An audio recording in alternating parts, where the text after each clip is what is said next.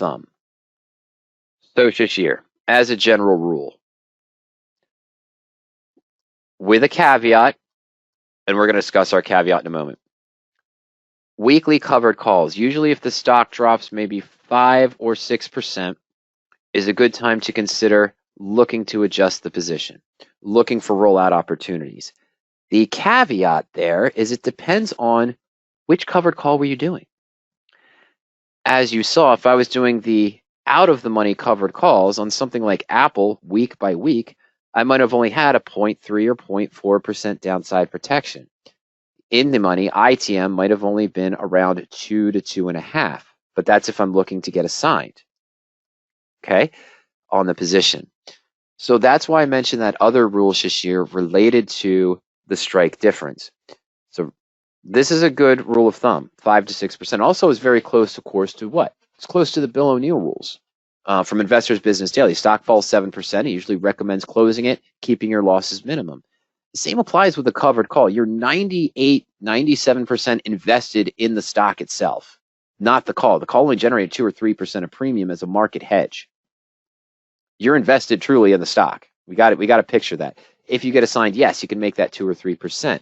If you did it in the money, yes, you might have a 3, 4, 5% downside protection. So maybe you can wait for the stock to fall 7, 8, or 9% and still not be hurt that bad and have opportunities to roll down in a defensive posture or just close the position entirely.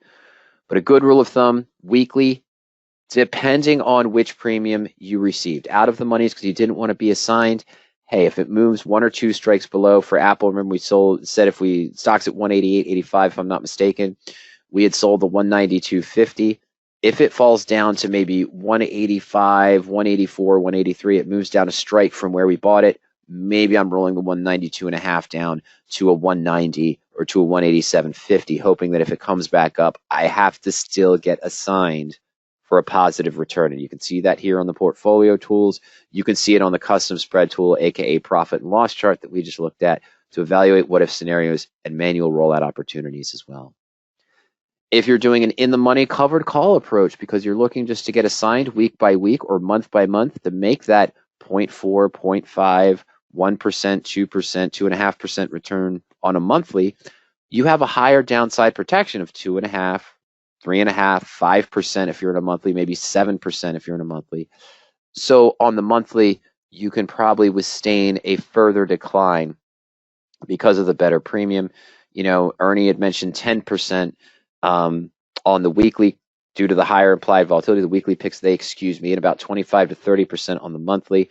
For more common stocks, lower volatility like Apple, McDonald's, things of that nature.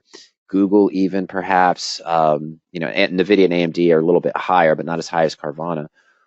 But in that case, the monthly still, you're looking at maybe an 8 to 9% decline, 7 to 9% decline. The weekly probably maybe closer to, I should say maybe 4 to 5%, or again, focus on the strikes. But it does depend on where you started off and what original downside protection you got. That's why we love using the portfolio tools and power options, because it does all of that for us. We know what our percent to break even was. We set our alerts to be notified when that was violated or when the position hit the alert we wanted to use for our particular trading plan, Shashir. And now I can see totally what is the new adjusted net credit to give me my new percent if assigned and my new potential return if assigned on the position if I do choose to roll down in a defensive structure. And yes, it's great to see things numerically, but as you're evaluating rollout opportunities, we can always go to simulate trade and we can see the position side by side to help us evaluate which one looks best for us, for our trading plan, or for damage control, for lack of a better term. Maybe it's okay in 60 days or so out to April to take only a 2% loss, a 1.9% loss, instead of liquidating today for a 4.2% loss, or risk losing more if the stock continues to move down. I've got a little bit more cushion here, a little bit more to break even at 56.05 from the 59.15 that we are at break even right now, or the total cost into the position. Give myself a little hedge, and hey, maybe I can continue to milk it going forward to try to get back to positive. But again, that's the structure. And I'd be remiss if I said what is the best way to protect covered calls in a negative market and a choppy market. If you're expecting a downturn, what's the best way to hedge the position weekly or monthly? Well, it's going to be convert to a collar or don't do the covered call at all in that type of market condition on your stocks. Look to do a married put position where you have a guaranteed maximum risk floored and locked in rather than a maximum guaranteed profit with still 97 and 98% of what you invest in the stock at risk, taking away from the 3 or 2% hedge you get for selling the call premium. And of course, you could always add a call to that. Add a put to your covered call as well if it's already open in those situations, creating that standard collar position as well to help as a market hedge in those cases. All right, so let's go home. No, we stayed at sell warning. We did move one extra. Remember when we were looking an hour ago, when we first started discussing the market sentiment tool, we saw 4 bearish, 9 neutral, 0 bullish. Now we're at 5 bearish and 8 neutral. And I think this was the one that shifted, right? The one we said was close to the SPX gap over the SMA 20. VIX was bearish, if I'm not mistaken. RSI was bearish, if I'm not mistaken. The gap over the SMA 100, I think, was bearish as well. So the one that just slipped in, I'm pretty sure, was the SPX gap over the SMA 20, where we did close today at above the 5,000 market. 50.25, was it? 50.26, 50.26.61. So we're still in the sell warning. We're not in the red. We're not in the deep red of the 2 bearish sells this year. So I'm planning right now, getting ideas of what I might use to manage my bullish positions, bull put credit spreads I have open, diagonal calendar spreads.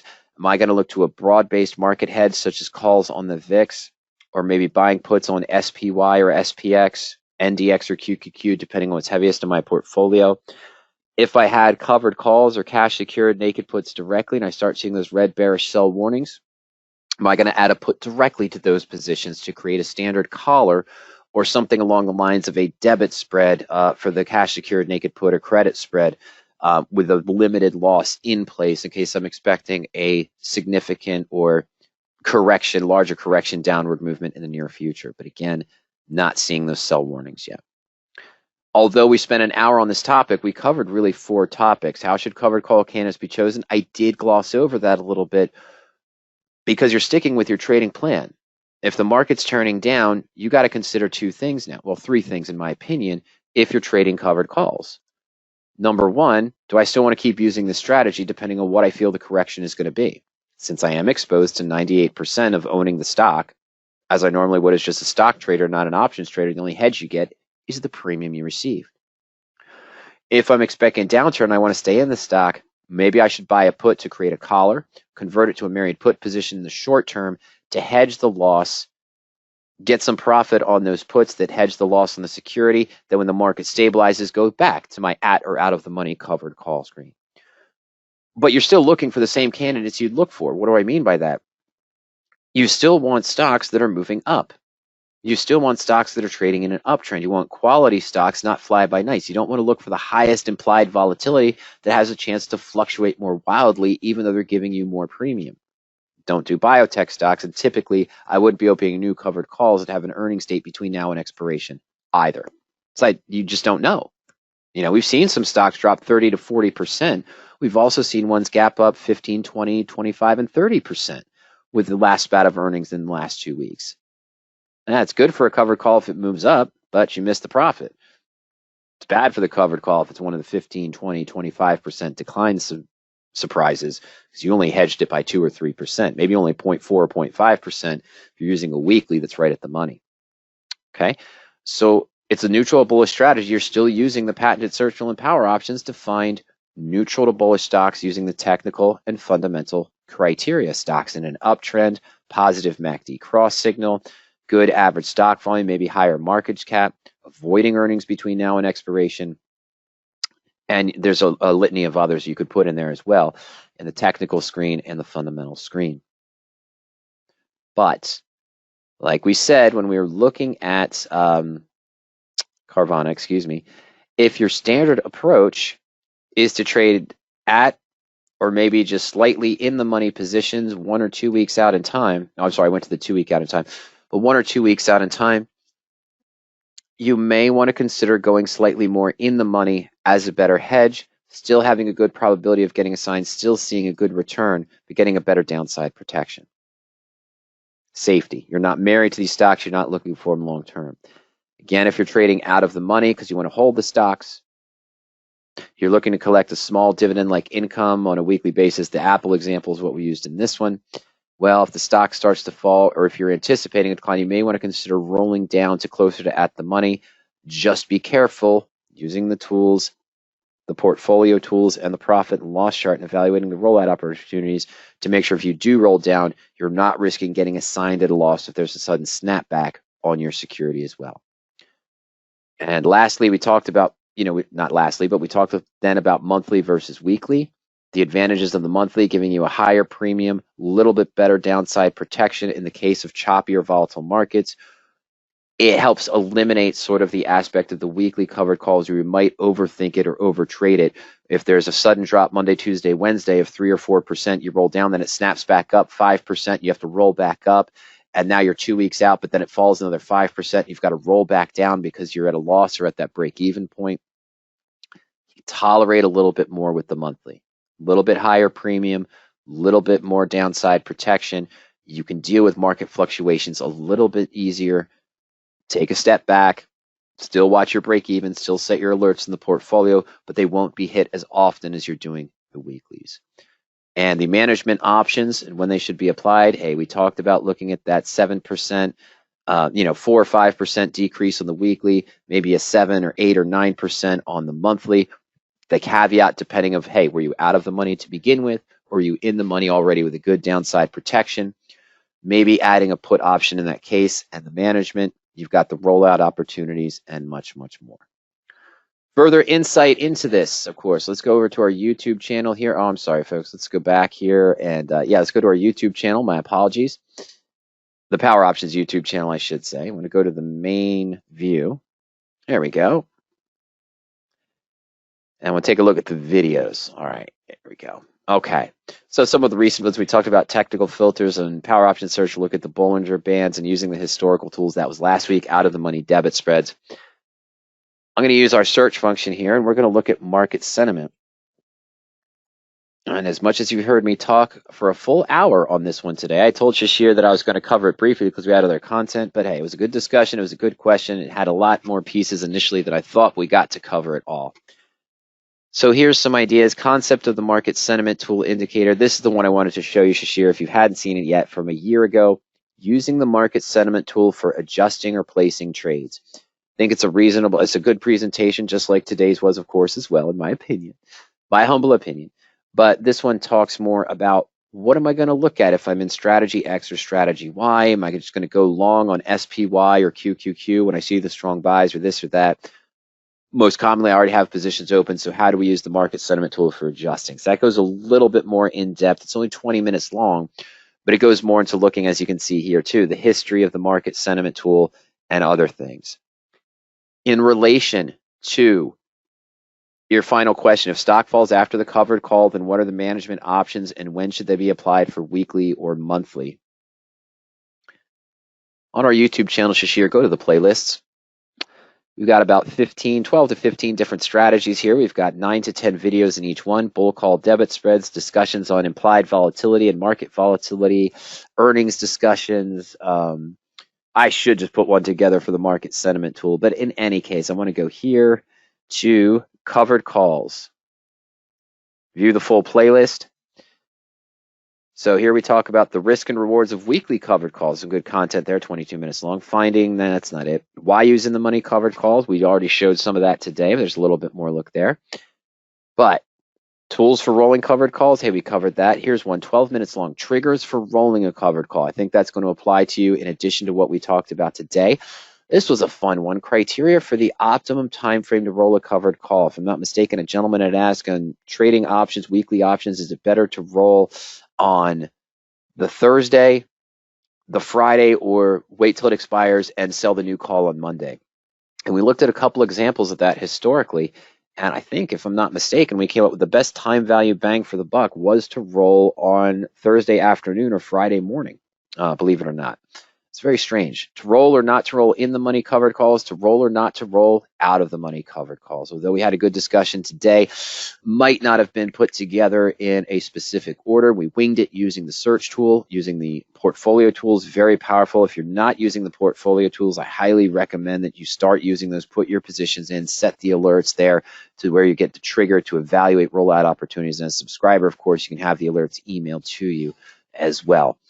But this, for all the other strategies, this is typically what you see: introduction, structure, criteria, risks, comparisons to different strategies and different structures, management, triggers for rolling, how to roll. So all the other playlists that we had there, in addition to this one, of course, call buying, bull call debit spreads, bear put debit spreads, bull put credit spreads, bear calls, cash secured puts, covered calls. All of those ones are the same setup. 9 to 10 videos on pros and cons, structure, criteria to use, management techniques, when to roll, what to look for, when not to roll, for lack of a better term, what if scenarios, and much, much more. Expectations, I should say, is what I was looking for, okay? So yeah, check out the playlist there for the covered calls. You've got some good content, really good content there in the playlist. I think really applies to you, Shashir, specifically triggers for rolling a covered call. It's only 12 minutes while you're waiting for these presentations to be segmented and posted tomorrow, and criteria for the optimum time frame to sell to roll, a covered call as well. And then, of course, you can also do the main search that we saw when you're on the main channel there, looking up market sentiment. You'll see other videos that are there as well. And especially the one I thought was the best, using it to adjust or place trades. That one there that we looked at. Okay, fantastic. Well, ladies and gentlemen, we did spend an hour on 7 minutes, hour and 8 minutes on Shashir's far apart question, with the great opportunity to showcase the various tools and power options, specifically the portfolio, but also basic look at the search, what if scenarios, and looking at the option chain. Powerful for covered calls traders when comparing the in the money, at the money, and out of the money potentials on your stock. To compare that downside protection to the percent of assigned return and the probability as well, sort of the three big things one would consider when evaluating which covered call on a particular stock, a single stock, I should say, best matches their trading plan and their risk tolerance as well. But the portfolio, the rollout opportunities, very powerful example of that. And if you're on power options and you haven't been putting your positions in your portfolio, hopefully this gives you some insight on why you should be using it and how powerful it can be to help with your trading, evaluate your rollout opportunities. And of course, you saw the education that we have there as well to help you with other ideas for triggers in many strategies, not just covered calls, cash secured, naked puts, but our spreads and debit spreads, of course, calendar spreads,